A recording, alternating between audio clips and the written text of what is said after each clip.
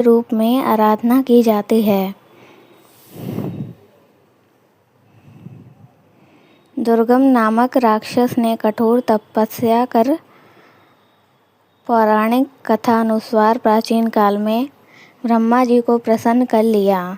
उनके वेदों को अपने अधिकार में लेकर देवताओं को स्वर्ग से निकासित कर दिया, जिस कारण पूरे संसार में वैदिक कर्म बंद हो गए। इस वजह से चारों ओर घोर अकाल पड़ गया। पेड़ पौधे व नाली नाले सूखने लगे। चारों ओर हाहाकार मच गया। जीव जंतु मरने लगे। सृष्टि का विनाश होने लगा। सृष्टि को बचाने के लिए देवताओं ने व्रत रखकर 9 दिनों तक माँ जगदम्बा की आराधना की और माँ दुर्गा से सृष्टि को बचाने की विनती की।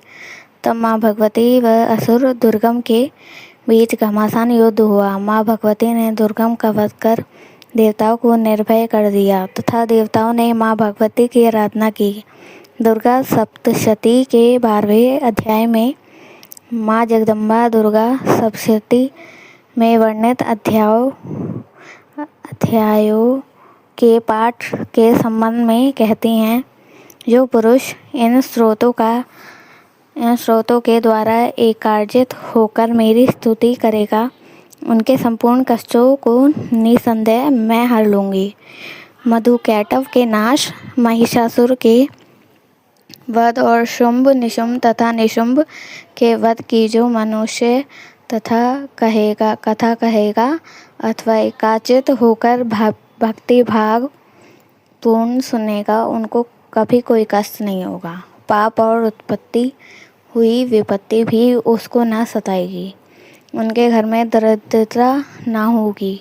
उनको किसी भी प्रकार का भय ना होगा। इसलिए प्रत्येक मनुष्य को भक्ति पूर्वक मेरे इस कल्याणकारक महिमा को सदा पढ़ना और सुनना चाहिए। देवतागण और माँ भगवती जगत जननी की स्तुति में कहते हैं, हे शरणागतों के दुख दूर करने वाली देवी, आप प्रसन्न हो जाओ। हे संपूर्ण जगत की माता, आप प्रसन्न हो। विंध्येश्वरी, आप विश्व की रक्षा करो, क्योंकि आप इस चर और अचर की ईश्वरीय हो। आप भगवान विष्णु की शक्ति हो और विश्व की बीज परम माया हो और आपने ही इस संपूर्ण जगत को मोहित कर रखा है। आपके प्रसन्न होने पर ही ये पृथ्वी मोक्ष को प्राप्त होती है। जो श्रद्धा भाव से माँ भगवती की स्तुति करता है, माँ आदि शक्ति उन्हें धर्म और शुभ बुद्धि प्रदान करती हैं। वही मनुष्य के अद्भुत के समय घर में लक्ष्मी का रूप बनकर स्थित हो जाती हैं। वास्तव में नवरात्र पर्व है आध्यात्मिक उन्नति और अनुभूति का, जिसमें मनुष्य को अपने विकारों पर नियंत्रण करने का तथा अपने कल्याण के लिए शुद्ध सात्विक आचार